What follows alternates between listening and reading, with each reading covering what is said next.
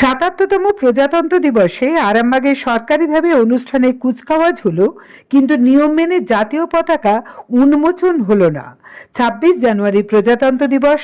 এদিন রাজধানী দিল্লি সহ সমগ্র ভারতবর্ষে প্রজাতন্ত্র দিবস পালিত হয়, কিন্তু অন্যান্য জায়গার কথা জানা নেই। খোদ আরামবাগ মহকুমা তথ্য ও সংস্কৃতি বিভাগের এবং আরামবাগ মহকুমা প্রশাসনের উদ্যোগে আয়োজিত আরামবাগ হাই স্কুল মাঠে প্রতি বছরের ন্যায় এবারও ভুলের মধ্যে দিয়ে জাতীয় পতাকা উত্তোলন হলো। হ্যাঁ, ঠিক ধরেছেন, উত্তোলনই হলো। অথচ ২৬ জানুয়ারি প্রজাতন্ত্র দিবস দিনটিতে জাতীয় পতাকা উন্মোচন হওয়ার কথা। ১৫ই আগস্ট জাতীয় পতাকা উত্তোলন করা নিয়ম, আর ২৬শে জানুয়ারি প্রজাতন্ত্র দিবসে জাতীয় পতাকা উন্মোচন করাই দস্তুর। একই সঙ্গে জেনে রাখা ভালো, ১৫ই আগস্ট জাতীয় পতাকা উত্তোলন করেন মাননীয় প্রধানমন্ত্রী, আর ২৬ জানুয়ারি প্রজাতন্ত্র দিবসে জাতীয় পতাকা উন্মোচন করেন মাননীয় রাষ্ট্রপতি।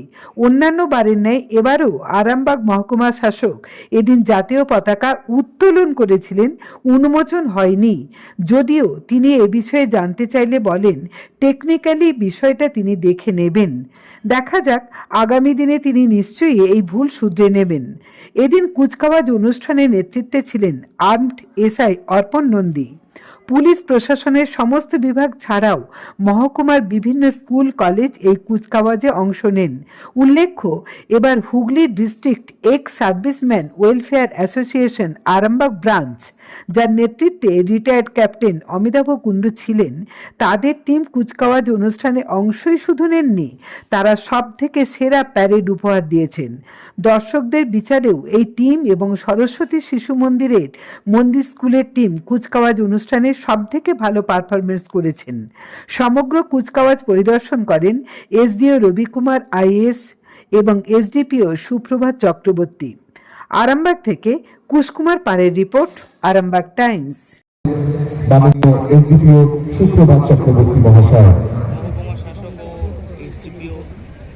দুজনে মিলে কিন্তু জাতীয় পতাকা উত্তোলন করছে, সেই ছবিটা আমরা সংবাদ সম্মেলন লাইভ দেখাচ্ছি আরামবাগ হাই স্কুল মাঠ থেকে। নীল আকাশের বুকে উত্তোলিত হলো তেরঙ্গা জাতীয় পতাকা। এবার জাতীয় অভিবাদনের সঙ্গে ব্যান্ডে ধ্বনিত হচ্ছে জাতীয় সঙ্গীতের সুর।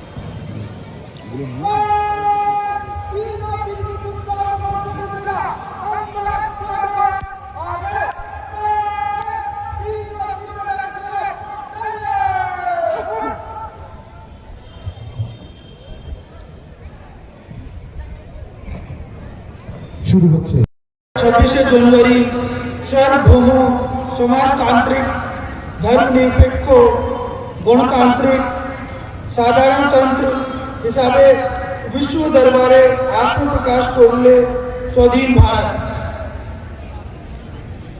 77তম সাধারণতন্ত্র দিবসের উপলগ্ন এই কথা সদর্প ঘোষণা করা যায় যে কৃষি, বিজ্ঞান, প্রযুক্তি, স্বাস্থ্য, শিল্প, পর্যটন, মহাকাশ গবেষণা থেকে শুরু করে সর্বক্ষেত্রে সামগ্রিক উন্নতি ও স্বয়ং সম্পূর্ণ হবার দারুণ।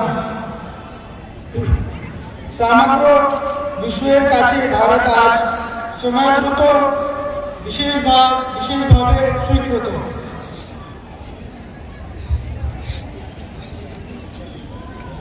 সমগ্র দেশের এবং আমাদের রাজ্যের সঙ্গে আরামবাগ মহকুমা উন্নয়নের পথে এগিয়ে চলেছে। খাদ্য, স্বাস্থ্য, শিক্ষা, কর্মসংস্থান ও সামাজিক সুরক্ষা সম্পর্কিত উন্নয়ন প্রকল্পে 26শে জানুয়ারি যেভাবে পতাকা উত্তোলন হলো, এটা সঠিক পদ্ধতি না পদ্ধতি নয়? 26শে জানুয়ারি আর 15ই আগস্ট দুটো পদ্ধতিতে পতাকা উত্তোলন হয়। 26শে জানুয়ারি পতাকা কি নিচে থেকে উপরে তোলা যায়? এটাই তো হয়ে এটা কি সঠিক না সঠিক না? সঠিকই আছে। নিচে থেকে উপরে তোলা যায় 26শে জানুয়ারি পতাকা? এটা তো দেখতে হবে, এটা খুবই টেকনিক্যাল কোশ্চেন আপনি জিজ্ঞাসা করেছেন, দেখতে হবে আমাকে। আগামী দিনে এটা এইভাবে হবে না সঠিক হবে? হ্যাঁ, আগামী বছর এইভাবেই চলবে না সঠিক হবে? আমরা দেখবো একবার, কি যদি কিছু আছে তাহলে আমরা দেখবো। আর আজকে দিনটা সম্বন্ধে একটু যদি বলেন।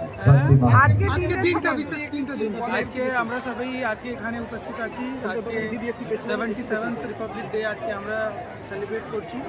আমি যারা এখানে উপস্থিত আছে আর যারা আপনার মিডিয়া থেকে যারা আমাদেরকে সবাইকে দেখছে, সবাইকে আমি অভিনন্দন বা শুভেচ্ছা জানাতে চাইছি।